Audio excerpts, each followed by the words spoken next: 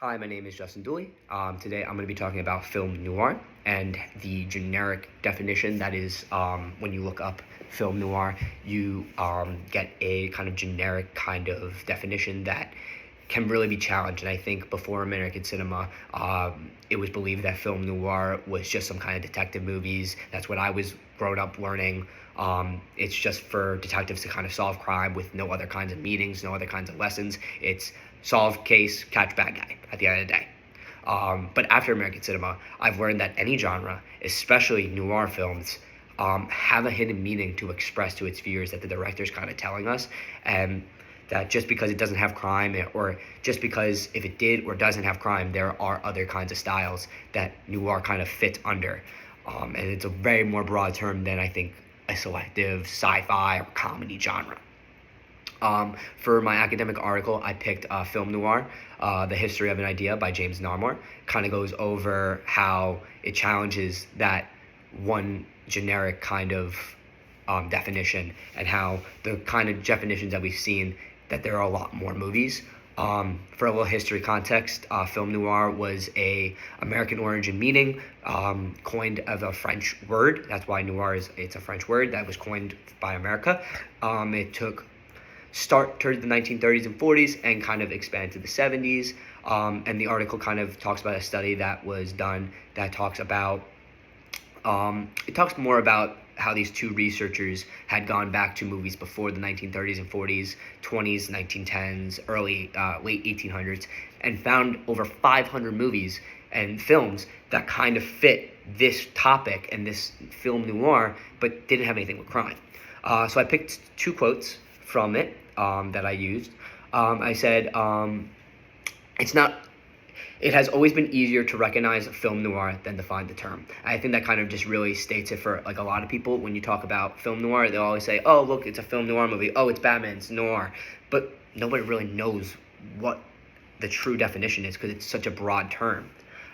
It's unfortunately nothing links together all things discussed as noir, not theme of crime, not cinematographic technique, not even resistance to Aristotelian narratives or happy endings. Usually a lot of things that people see as noir movies, especially the crime, especially the black and white, especially the early 1900s, that's not really what the genre is, and that it's not really even a genre. It's more of a broader term for movies that can be fit under everything. And if you look up noir on Google, you'll get a bunch of different kinds of genres. You'll have some action movies, you'll have some comedy movies, you'll have some kind of romance movies that kind of still fit this theme.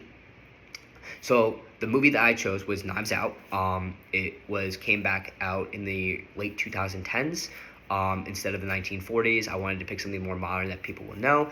And it kind of goes over a very different kind of meaning. While it does still have the crime and mirror mystery, but it also has another meaning. And I think that's why I chose it, is because it shows both sides. It shows the generic side, but it also does show that hidden side. So the film explores how wealth fosters entitlement and moral decay, particularly when unearned. A big part of the movie is when the family that has been living off of the grandfather's wealth, he had built himself up through horror books, and they were kind of living off him.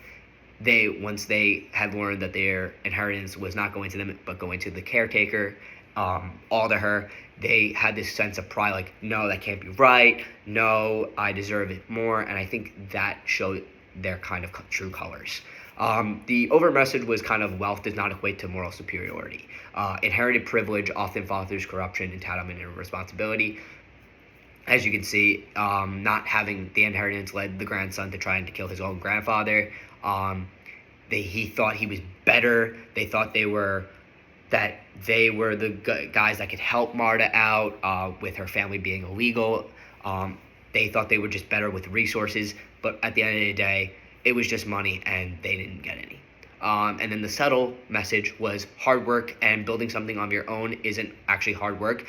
It's worth doing over being handed something. I think that's what Marta kind of represented. I think she represented that she helped out a whole man. She was there for him. She was that friend that he needed. And she worked hard, and that's why she was left the money instead of his family.